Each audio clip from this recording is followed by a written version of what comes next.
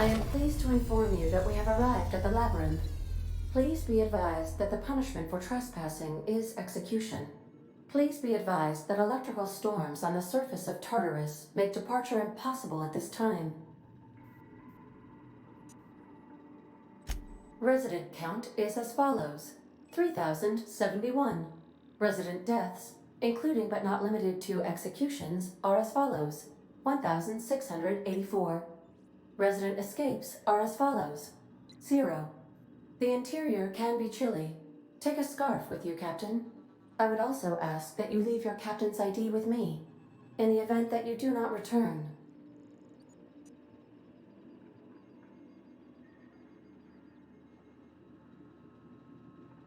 Understood. If you die or are incarcerated for life, I can generate a new ID for the next captain. I would prefer if you return, though. Oh, speak of the devil. Captain, I am receiving a transmission from the prison's docking authority now. Attention, unauthorized spacecraft. This is a maximum security installation. Your presence here is an explicit violation of UDL corporate policy. You are hereby confined to your docking platform until a ticket detailing your crimes has been filed and notarized, at which point your vessel will be seized and you will be executed.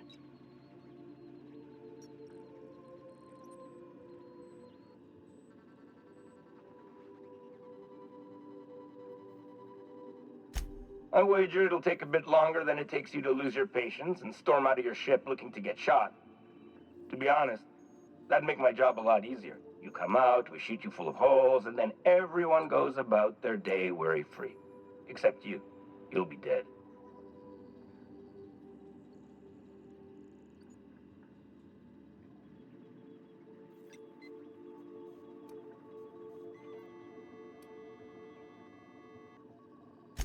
Protocol is important, sir. The sentencing of one crime does not preclude the sentencing of another, technically speaking. Tartarus Docking Authority signing up. Hang on. Looks like you're gonna have company at the execution. Another ship just pulled into your dock. Wait, is that from the Groundbreaker? What the? Pay no mind to that, just have a pleasant day. Transmission terminated. How can I be of assistance?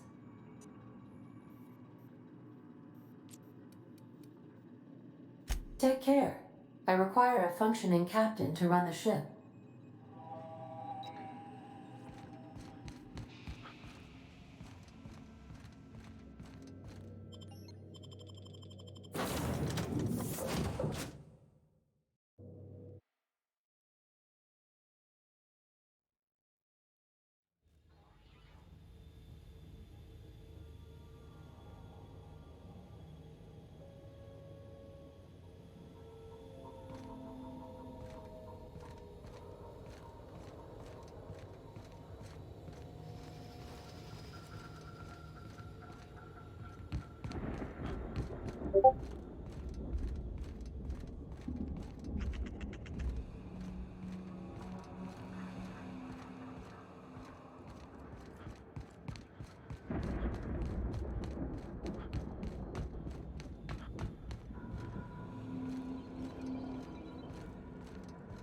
The captain did right by us once. What? Now it's our turn. Is that The board will never own Groundbreaker.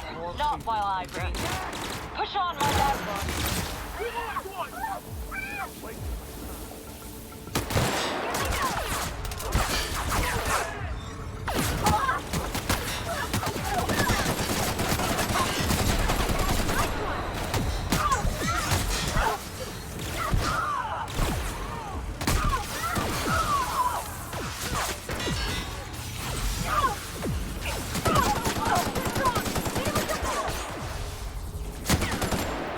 Bodies for the rest of the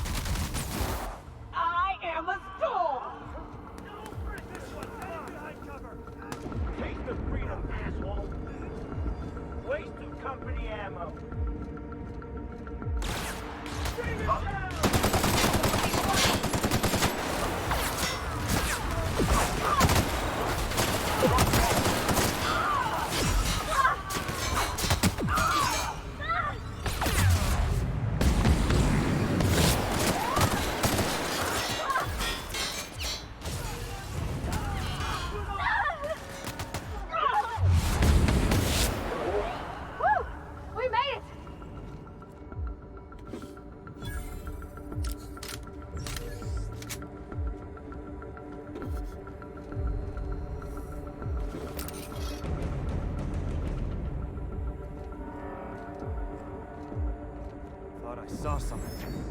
Here it comes! Solid kill!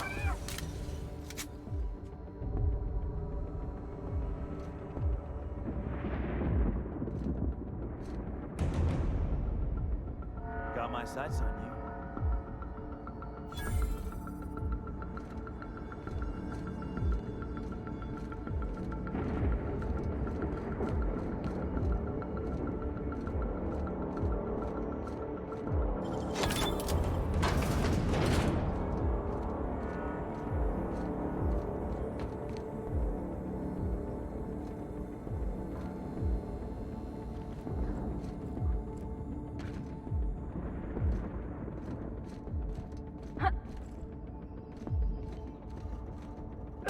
Gotta admit, I'm not too keen on walking into a prison. They lock me up, I'm liable to kill everyone trying to get back out. This might be the loneliest place in the whole system.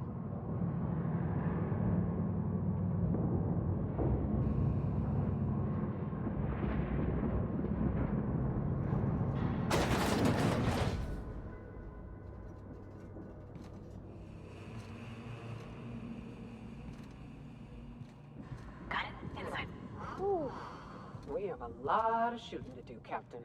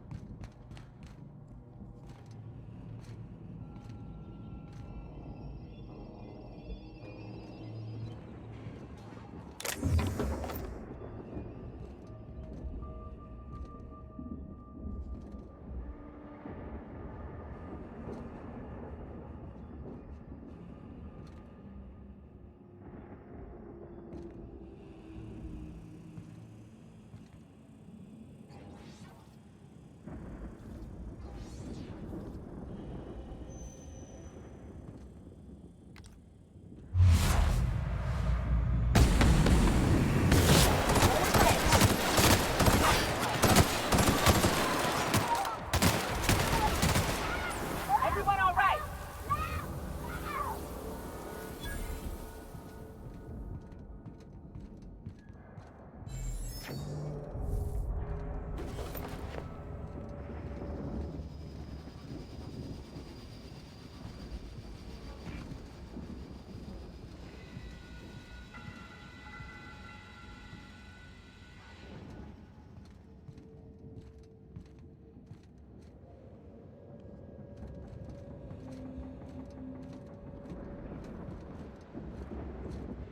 Something's not right. I'm gonna go have a look.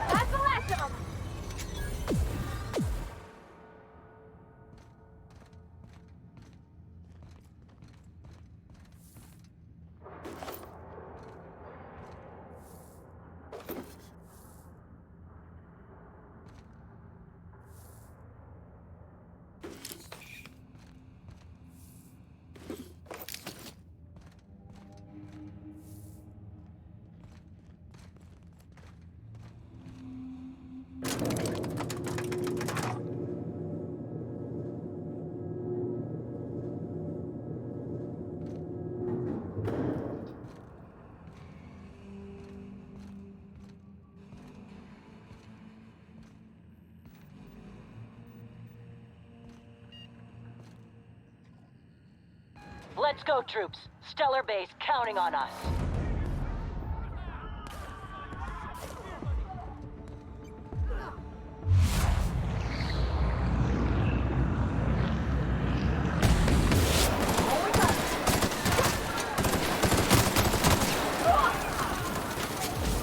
Down they go!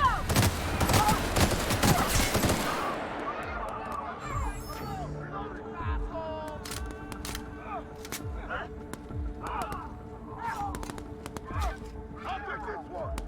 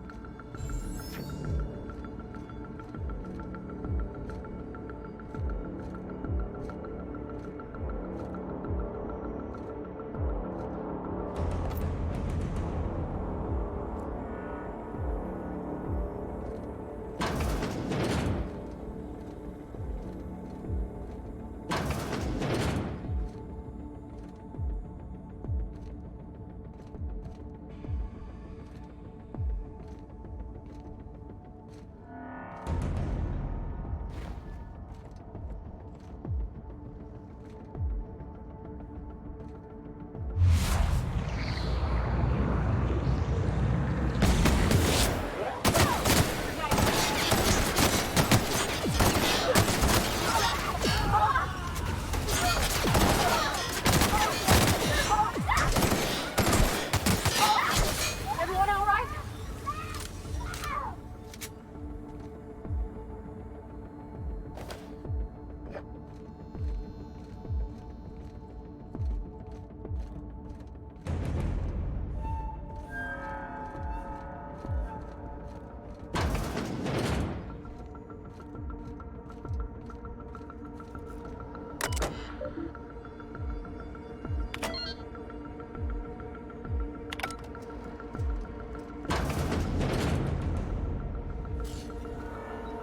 Well, look who it is.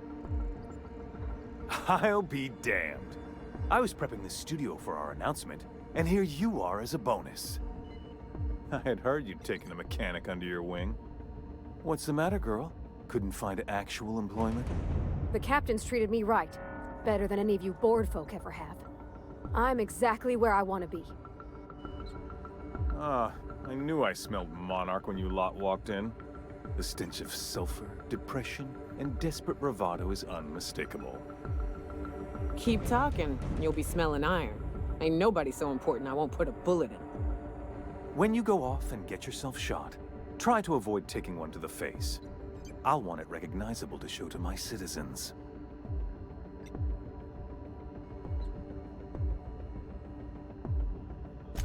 My word!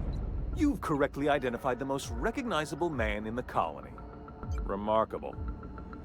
It's a wonder what Phineas saw in you. Then again, he's an insane person. Thankfully, he's our insane person now. A proper company man.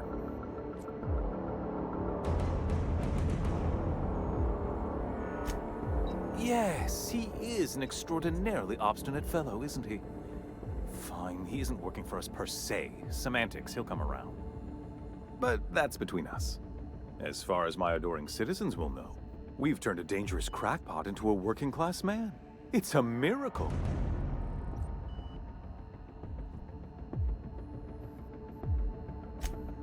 Oh yes, go on, wake them up, add more mouths to feed. That'll solve our starvation problems. I don't know what half-baked plans that simpleton in a lab coat has been leading you through, but it's done. It's over. Let me ask you something, Captain. Have you at any point thought about not fucking up our entire society? We're helping, which is more than you can say. I'm making actual progress towards stabilization and recovery. You're just getting in the way.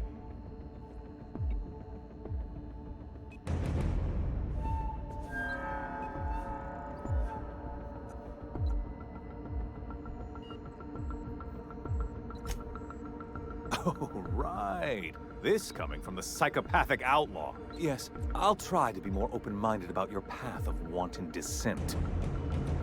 We don't need your help.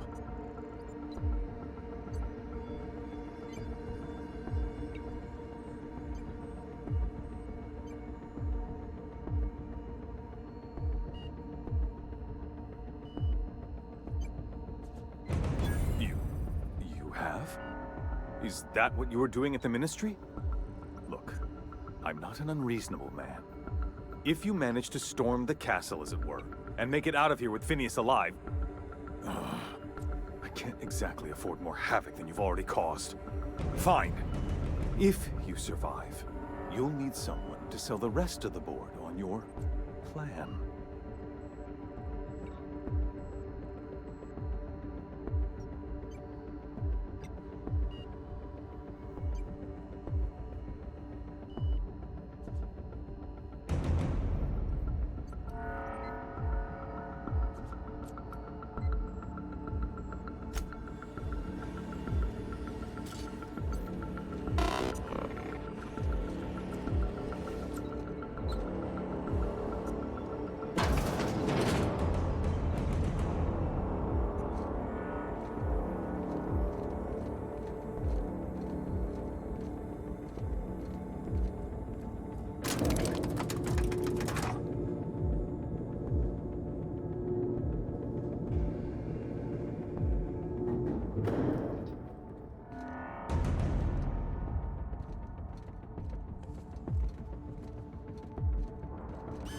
All right, everyone.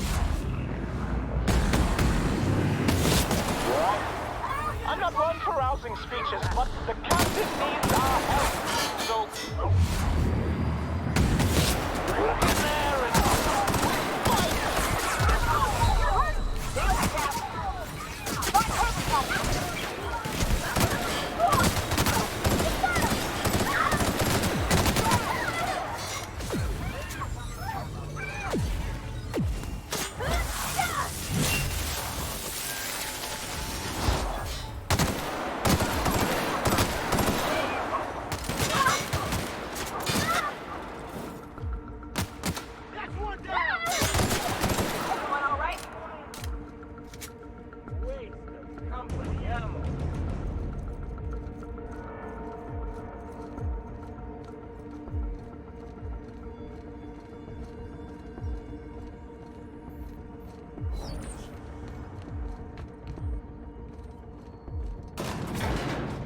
Nice.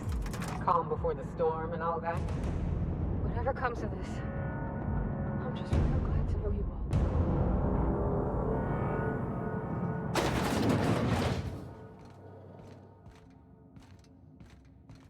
Captain, you have an uncanny talent for complicating my life. You've been working with Dr. Wells from the beginning. When we moved to arrest him, he was prepared. I lost good soldiers in the attempt. You've disrupted the balance of power. You've upset the natural order of things. You've introduced uncertainty, and there is nothing I despise more than uncertainty.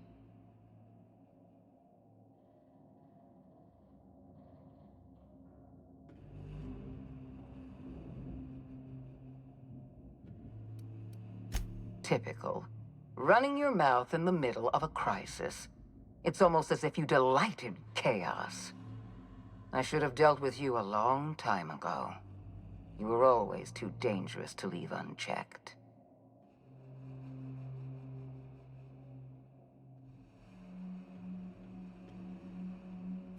Leaving you alive was my greatest mistake, but it is a mistake I intend to correct. I have Dr. Wells in my custody. Once I've secured his cooperation, I can move forward with the program. I can repair the damage you've done. I can set things right.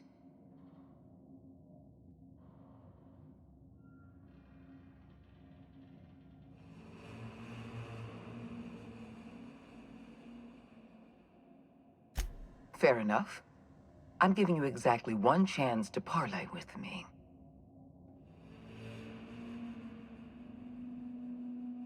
Interesting that you think I'm going to die here. I believe I'm more than capable of taking you on.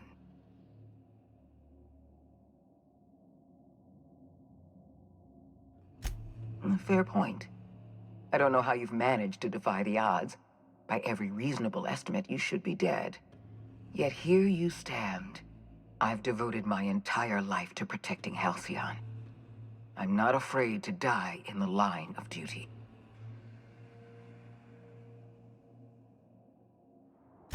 There isn't much of a board left, thanks to you. You've thrown this system into disarray. Cleaning up your mess will be the work of a lifetime. You were always an unknown variable. I tried to recruit you, but you threw your lot in with that madman, Phineas Wells.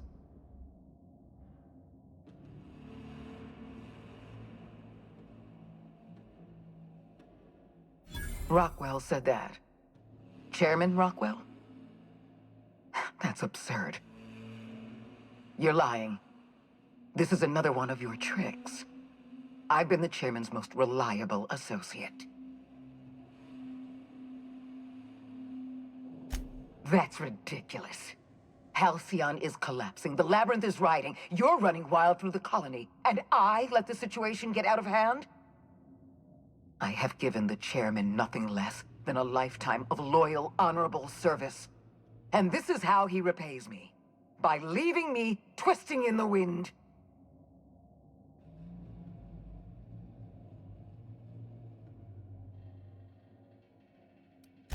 I deserve my share of the blame. You may have thrown Halcyon into chaos, but I was the one who hired you. I haven't given up on the program yet. You've caused some complications, but I can improvise. I can fix this. I haven't lost control of the Labyrinth yet. Our security system is still operational. I can still put a stop to you. This prison is equipped with an automechanical warden. I've had it programmed to eliminate you on sight and rinse your remains down a drain. And don't worry. I will inform Dr. Wells that you died heroically, or something.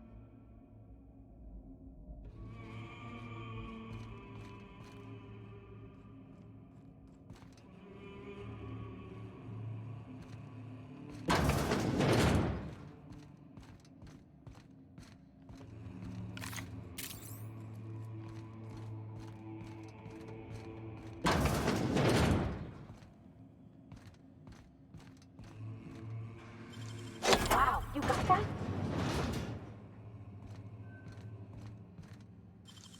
Hell of a job.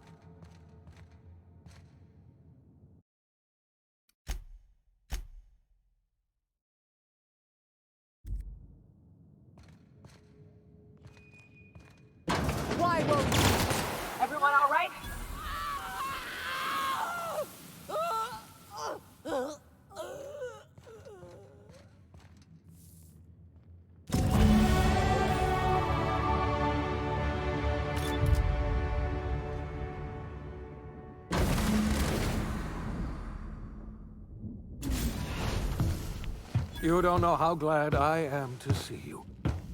You did the right thing. Akande was a monster. Her death was much deserved, and long overdue. And you lunatic, you broke into the board's own fortress just to rescue one doddering old man. You are absolutely out of your mind, and I can't begin to thank you enough.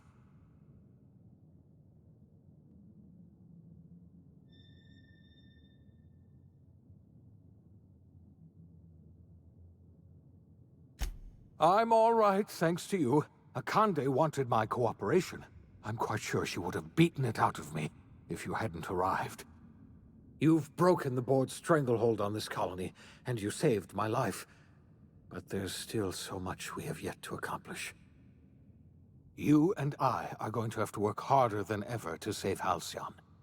I'm afraid the situation is far worse than any of us ever anticipated.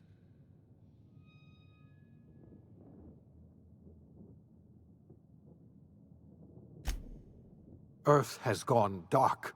We haven't received a single message in 3 years. There's been no communication, no signals, nothing. 2 years ago, the Earth's Directorate's frigate disappeared on their way back to Earth. We don't know what they discovered when they arrived, or if they arrived at all. So we've got to make do on our own. Seems to me that'll make us stronger in the end anyhow. You're quite right. We've got no choice but to make do on our own. You mean we're all alone out here? Really alone? I'm afraid so, Miss Holcomb. Halcyon is the only home we have left. Returning to Earth is no longer an option. We're in serious trouble, my friend. Do you know what this means for Halcyon? We can't rely on Earth for support anymore. We've been cut loose. We're entirely on our own.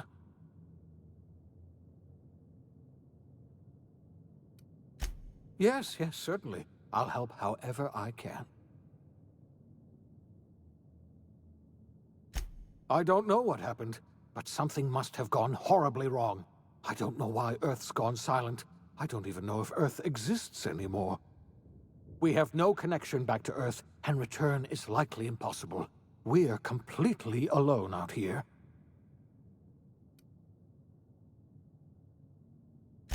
I heard it from Akande herself. She tried to pressure me into joining her side, you see. Tried to make me realize that all hope is lost, and that we are alone. She was half right.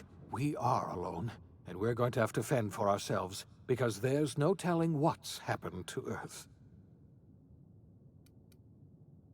You might have heard of the Earth Directorate's frigate. Half the colony's entire military was on that ship.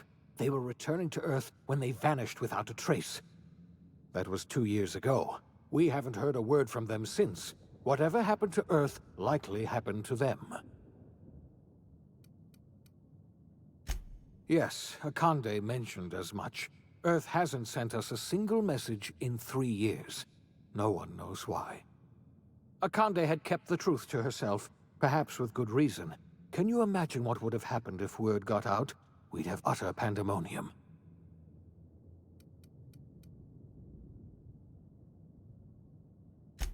I wasn't trying to hide the truth from you, but after all you've done, I owe you an explanation. Yes, I experimented on the Hope's colonists. Each of my experiments ended in catastrophic failure. Each of my subjects died in agony. You are my first and only success. I didn't tell you about the others because I didn't want to burden you. My failures are my own to bear, not yours.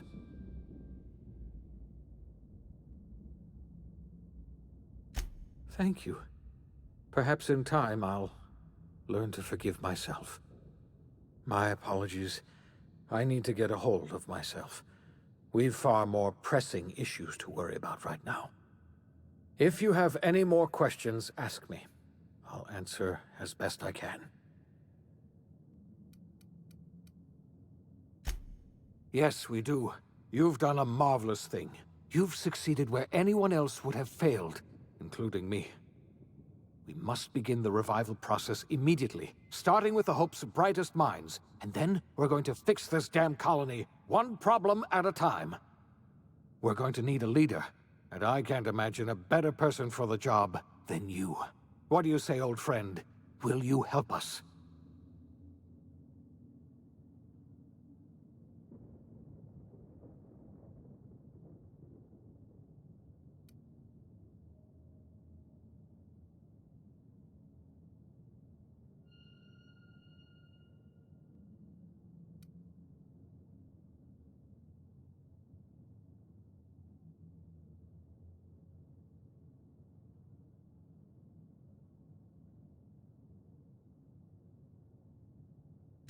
When I revived you, I thought you were going to help me save this colony.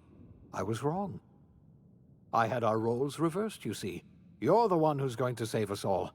I'm just the one who set you on your path. You're the best thing to ever happen to Halcyon. If you want to take it upon yourself to lead this colony, you have my support. We're not a colony any longer, are we? Our last connection to Earth has been severed, and so we have been set free. Our future is uncertain, and no one knows what tomorrow holds. Exciting, isn't it?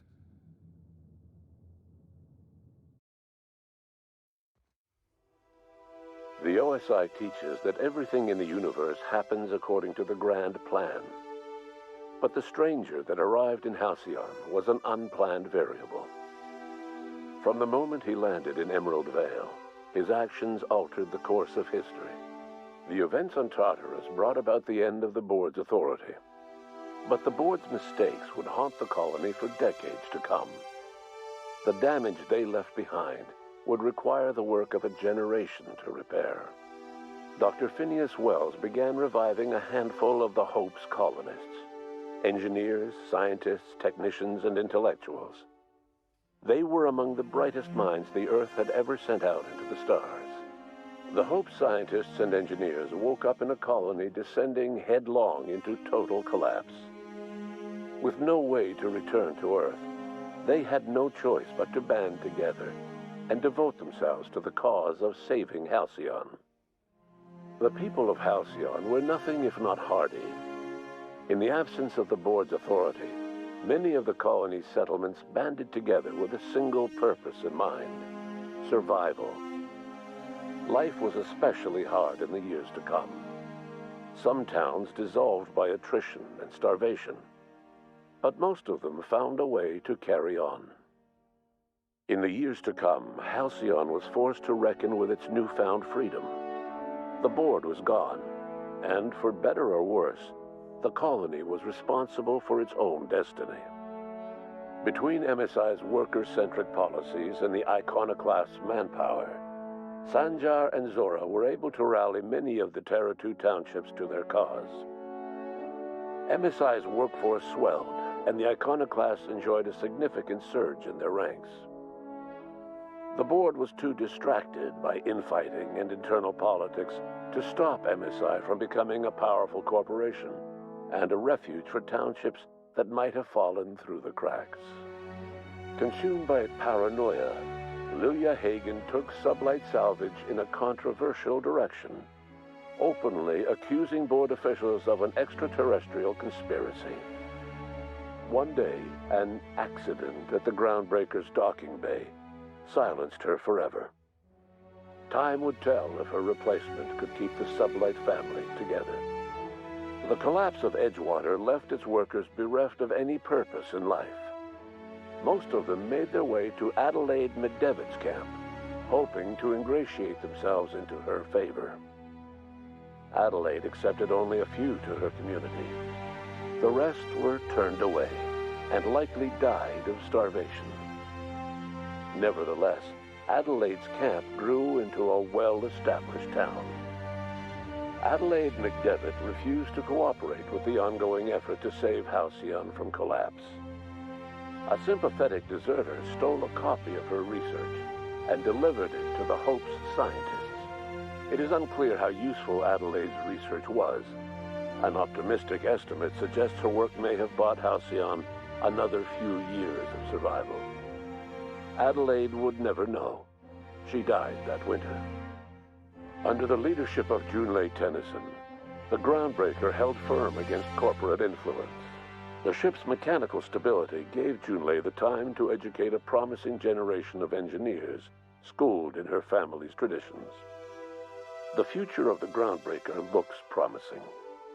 The rediscovery of the Hope and the abandonment of the lifetime employment program forced Byzantium to come to terms with some uncomfortable realities about the state of Halcyon. While Byzantines were reluctant to surrender the luxuries they'd grown accustomed to, the board's diminished authority gave them little choice in the matter. Nearly everyone had to learn to make do with less. Some even had to get jobs. It was a dark time indeed. Your influence shifted Ellie's perspective. She finally admitted, albeit grudgingly, that she just might need other people. Sometimes. With a steady income from the life insurance payouts, she was finally able to afford a ship of her own. She hired a small crew and flew supply missions to communities on the fringe. Some of them were even legal. Life in Halcyon was sobering for Felix Millstone. The grand revolution he dreamed of never came. There was no great awakening for the colony, no celebrations in the streets. There was only the hard, desperate work of trying to repair a broken colony. Felix never had a head for numbers, but if there was labor to be done, he was there to help. Eventually, Felix realized that the work of a revolution was done with two hands. As much as he enjoyed his adventures aboard the Unreliable, the vicar, known as Max, eventually decided that it was time to move on, to live out the life he had sought so long to create. He knew there were many in the colony who carried burdens much worse than the ones he had struggled with, and he devoted himself to easing their suffering wherever he could. He only ever took up arms again to defend the defenseless. Unshackled from a lifetime of striving and fighting the universe and himself, Vicar Maximilian de Soto was finally at peace. Once the matter with the Hope colonists was resolved, Junlei bashfully asked Parvati if she'd like to join her permanently on the Groundbreaker, and Parvati enthusiastically, if somewhat awkwardly, agreed. The stories of her adventures spread across the colony, and Parvati soon found herself the center of attention. Having served as the engineer of a renowned spacecraft, tramp freighters and wildcat miners sought her out by name, and in no time, she was a fixture in the Groundbreaker's mechanical ecosystem. She and Junlei were never far apart. Nyoka returned to Monarch to take another crack at making a permanent life for herself. She formed the Charon Group, a mercenary outfit of ragtag survivalists and wilderness experts. Anyone in need of a guide, or just looking to throw back a beer and swap stories, could find her camping on the trail or clearing an infestation. The SAM unit that accompanied you spread awareness of the product line's superior sanitation and maintenance capabilities across what was left of the colony. This led to a boost in SAM unit sales. Did you know that SAM units are the longest-lasting, toughest-acting cleaning solution in Halcyon? Minister Clark was released from house arrest, and his contact with you gave him a sense of renewed purpose and vigor. Once it became clear that no help would be coming from Earth, he threw his considerable efforts and talents into helping Halcyon manage the crisis before it. Chairman Rockwell served as the public face for the changes in Halcyon to come. Whenever you needed strings pulled or a voice to sell a policy change, Rockwell was only too happy to oblige.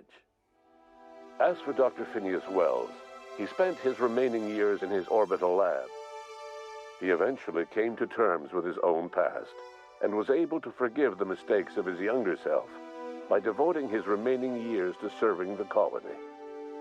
In the end, Dr. Wells was able to save every scientist and engineer aboard the Hope. Over the next decade, nearly all of the Hope's remaining colonists were successfully revived. Halcyon saw a period of rapid technological and scientific advancement. Breakthroughs in dietary supplements saved the colony from starvation. Geoengineering projects and social reforms began to change the structure and character of the colony. Dr. Wells laid the groundwork for the project to save the colony, but he would never live to see the fruits of his labor. He passed away a few years later. His work was carried on by the scientists and engineers he revived. Today, Halcyon has stabilized. The people of the colony work hard to adapt to their new circumstances. Nearby colonies send aid and supplies. Life will never be easy in Halcyon, but for the first time in its history, there exists a sense of real, genuine hope about the future. And what about you, the unplanned variable in the history of Halcyon?